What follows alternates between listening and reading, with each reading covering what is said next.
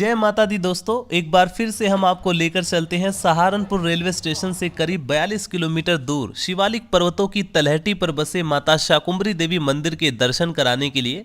दोस्तों, यह मंदिर उत्तर भारत के सबसे प्राचीन और पूजनीय शक्तिपीठों में से एक माना जाता है।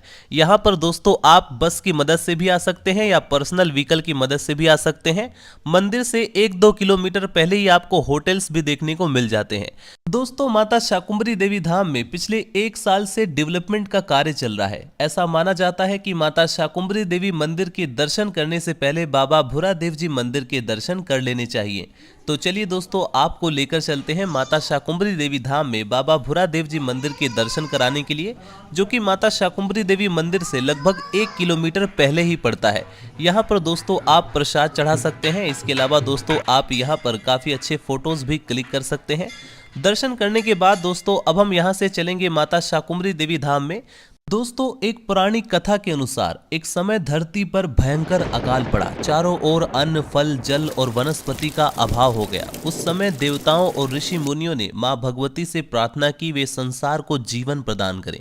मां भगवती ने शाकुंभरी का रूप धारण किया और सैकड़ों प्रकार की सब्जियां, फल, अन्न और पौधों को उत्पन्न कर धरती पर जीवन का संचार किया। इस कारण मां का नाम पड़ा शाकुंभरी, अर्थात शाक सब्जियों से संसार का पोषण करती है।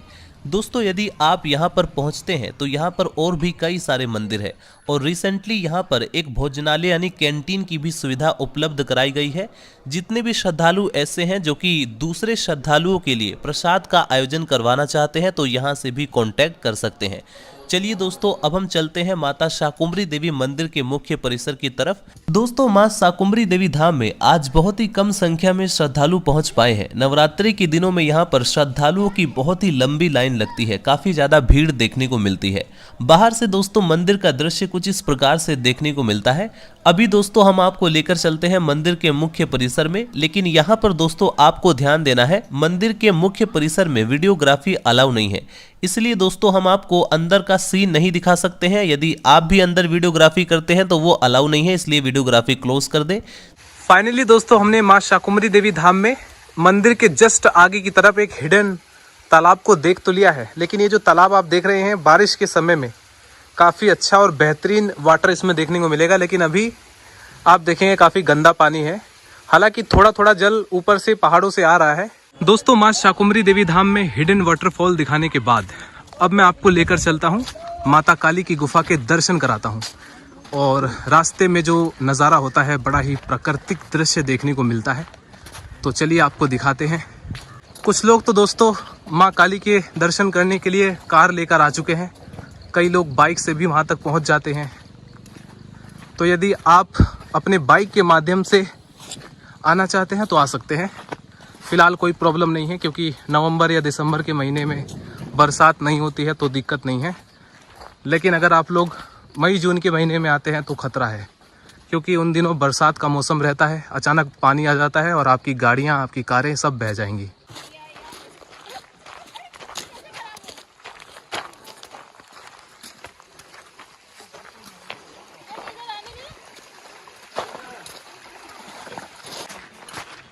रास्ते में दोस्तों प्राचीन गोरखनाथ जहांवीर मंदिर भी है, जिसके दर्शन करने के लिए दोस्तों अब हम जा रहे हैं। बहुत ही प्राचीन कुटिया लग रही है और यहाँ पर काफ़ी लोग भी हैं। फाइनली दोस्तों हम पहुँच चुके हैं माता काली की गुफा के दर्शन करने के लिए।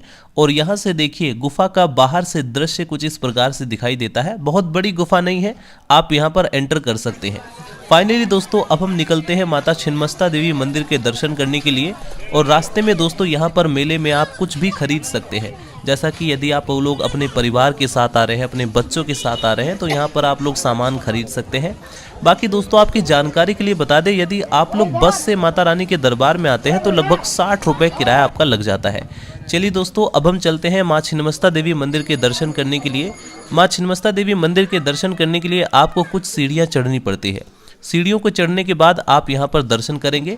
और फाइनली दोस्तों दर्शन करने के बाद अब हम वापस चलते हैं, अपने घर की तरफ प्रस्थान करेंगे। एक फ्लाईओवर बनने वाला है और उस फ्लाईओवर की मदद से श्रद्धालु डायरेक्टली अपने वाहन के साथ मंदिर तक पहुंच सकेंगे। और बरसात के दिनों में जो अचानक पानी भर जाता था, जिसकी वजह से श्रद्धालुओं को काफ़ी समस्याएं होती थी, अब वो नहीं होंगी। दोस्तों आपको बरसात के दिनों में जब भी आते हैं तो बहुत ज़्यादा पानी देखने को मिलता है, लेकिन अभी के टाइम में जब फ्लाईओवर बन जाएगा तो दिक्कत नहीं होगी।